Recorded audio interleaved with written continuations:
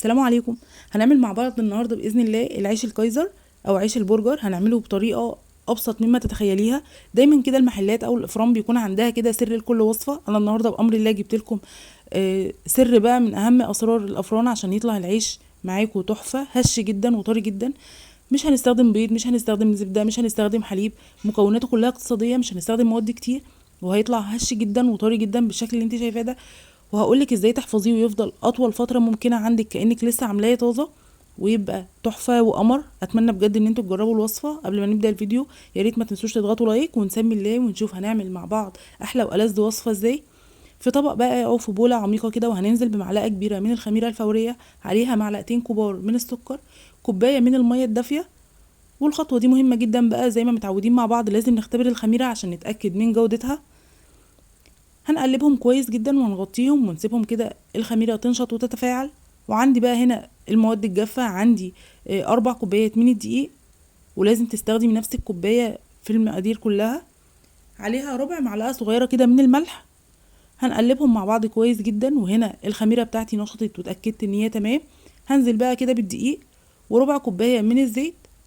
وسر الافران بقى اللي بيخلي العيش معاكي فاتح جدا وهش جدا هو معلقتين كبار كده من الخل. الخل طبعا بيعمل كمحسن طبيعي للعجينه، ويفضل في اطول فتره ممكنه عندك العيش كانك لسه عاملاه طازه. واعجني بقى عجينتك كويس جدا.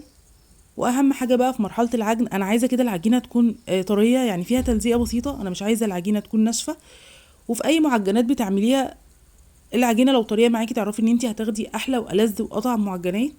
واعجنيها بقى كويس جدا لحد ما العجينه معاكي تلم وتبقى مظبوطه وتمام بالشكل اللي انت شايفاه ده.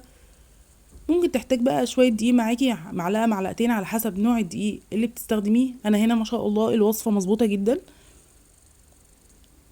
هنغطيها بقى كده بكيس وهنسيبها في مكان دافي تخمر.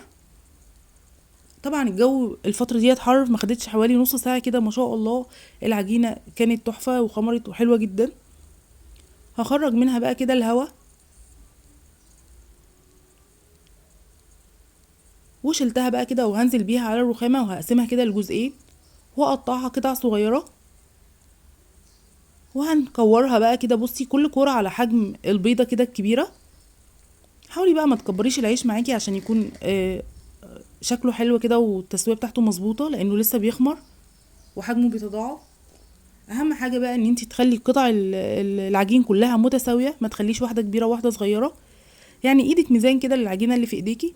شايفين اما بلاقي كده قطعه كبيره بقطع منها حته وبعدين برجع اشكلها مره تانية. وهتغطيها بقى وتسيبيها 10 دقايق كده العجينه ترتاح. والخطوه ديت مهمه جدا، ما ينفعش نكور العجين ونشتغل بيه او نحطه في الصواني ونسويه مره واحده. لازم نكوره كده ونسيبه يرتاح شويه وبعدين نفرده فرده بسيطه بايدينا ونلمه تاني بالشكل اللي انت شايفاه ده.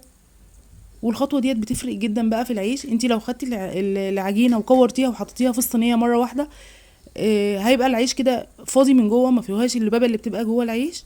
هتفرديه فرده بسيطه بايديكي وهترجعي تلميها كوره مره تانية. كده بقى بيخلي قلب الرغيف من جوه نفسه بيكون هش جدا وفيه قلب كده، وبيبقى العيش هش جدا.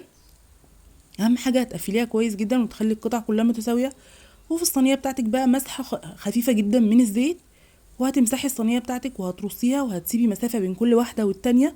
ما ينفعش يكونوا قريبين من بعض لان حجم العيش بيتضاعف. تمام.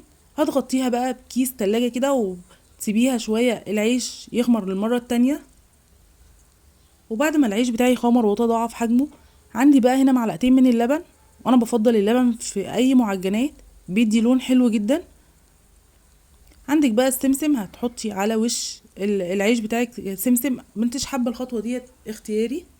تمام. اهم حاجه بقى لو وصلتوا معايا لحد دلوقتي، اتمنى بجد ان انتوا تضغطوا لايك عشان الفيديو يوصل لاكبر عدد من الناس وناس كتيره تستفاد منه، لان الوصفه فعلا حلوه جدا.